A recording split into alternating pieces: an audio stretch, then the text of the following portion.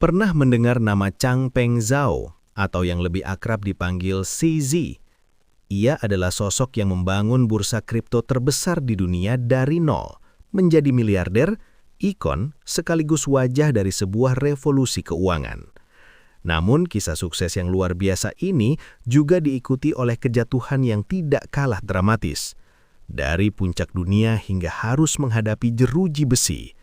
Bagaimana semua itu bisa terjadi? Mari kita bahas bersama. Coba bayangkan sejenak, Anda adalah seorang miliarder, pendiri kerajaan bisnis global, lalu pada detik berikutnya Anda melangkah melewati gerbang penjara.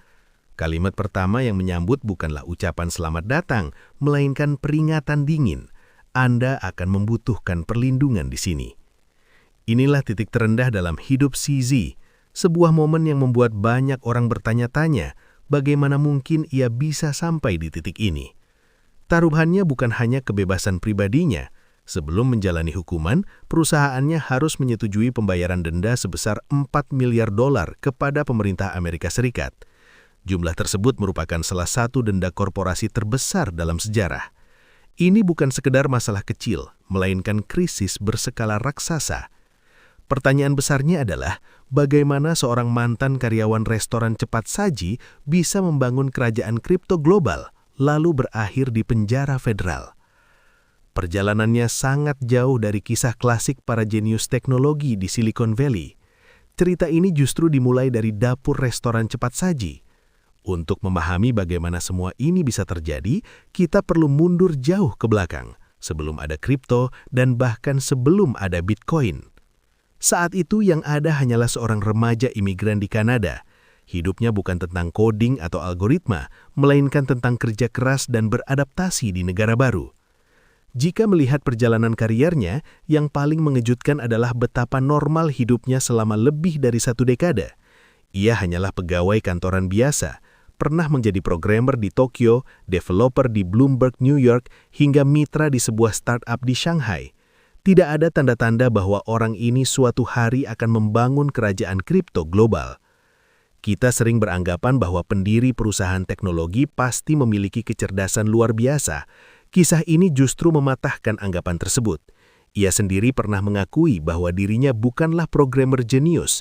Ia hanya menganggap dirinya programmer yang cukup baik.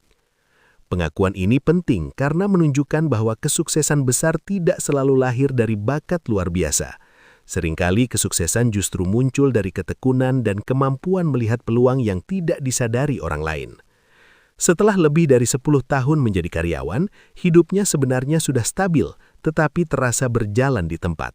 Hingga akhirnya datanglah titik balik yang mengubah segalanya. Menariknya momen ini bukan terjadi di ruang rapat perusahaan, melainkan di sebuah meja poker di Shanghai. Dari percakapan singkat di sana, muncul rasa penasaran yang akhirnya membawanya masuk ke dunia Bitcoin dan mengubah jalan hidupnya. Nasihat yang mengubah segalanya datang dari seorang pionir kripto yang menyarankan agar ia mengalokasikan sebagian kekayaannya ke Bitcoin karena potensi kenaikannya dinilai sangat besar. Nasihat sederhana itu begitu melekat hingga mendorongnya mengambil langkah yang sangat berani. Namun ia tidak bertindak secara gegabah. Ia melakukan riset terlebih dahulu.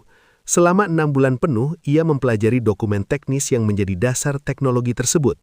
Setelah benar-benar yakin, ia mengambil keputusan ekstrem, menjual apartemennya di Shanghai senilai hampir $1 juta dan menggunakan seluruh uangnya untuk membeli Bitcoin. Ia benar-benar mempertaruhkan segalanya. Ini bukan sekedar spekulasi, melainkan keyakinan penuh. Dengan modal dan keyakinan tersebut, babak baru dalam hidupnya pun dimulai. Namun jalan menuju kesuksesan tidaklah lurus dan mulus.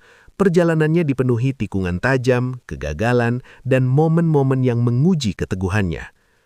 Bisnis pertamanya sebenarnya berjalan baik. Ia mengembangkan perangkat lunak untuk berbagai bursa kripto. Namun dalam satu malam, perubahan regulasi dari pemerintah Tiongkok membuat sebagian besar kliennya hilang. Bagi banyak orang, hal itu mungkin menjadi akhir cerita. Namun baginya, itu hanyalah sebuah tikungan yang tidak terduga. Justru di tengah kegagalan tersebut, ia melihat peluang baru. Seorang rekannya berhasil mengumpulkan $15 juta melalui ICO hanya dengan sebuah dokumen konsep. Alih-alih iri, ia melihatnya secara logis. Jika orang lain bisa melakukannya, ia pun merasa mampu melakukan hal yang sama, apalagi ia sudah memiliki tim dan teknologi. Hasilnya luar biasa. Dalam waktu hanya sekitar 180 hari sejak diluncurkan, platform yang ia bangun berkembang dari startup kecil menjadi bursa kripto terbesar di dunia. Pertumbuhan secepat roket itu akhirnya membawa kita kembali ke awal cerita, sebuah sel penjara. Setelah mencapai puncak tertinggi lalu jatuh ke titik terendah, babak baru dalam hidupnya pun dimulai. Menariknya, justru setelah kehilangan kebebasan, ia menemukan perspektif baru tentang arti kekayaan. Ia menyadari bahwa uang hanyalah satu bagian kecil dalam hidupan. Ada hal-hal yang jauh lebih mendasar seperti kesehatan dan keluarga yang tidak bisa digantikan oleh uang sebanyak apapun. Namun ia tidak memilih untuk berhenti. Setelah masa sulit tersebut, ia mulai fokus pada babak berikutnya, yaitu mendukung pendidikan, berinvestasi pada teknologi masa depan, dan membimbing para pendiri baru di industri kripto. Ironisnya, sosok yang dulu membangun perusahaan kini lebih banyak berperan dalam membangun ekosistem. Pada akhirnya, kisah ini memaksa kita untuk bertanya pada diri sendiri, apa sebenarnya makna kesuksesan? Apakah kesuksesan hanya soal jumlah kekayaan atau besarnya perusahaan yang berhasil dibangun?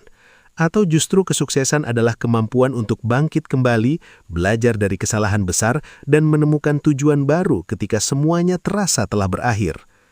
Jawabannya mungkin berbeda bagi setiap orang, dan mungkin justru disitulah letak relevansi kisah ini.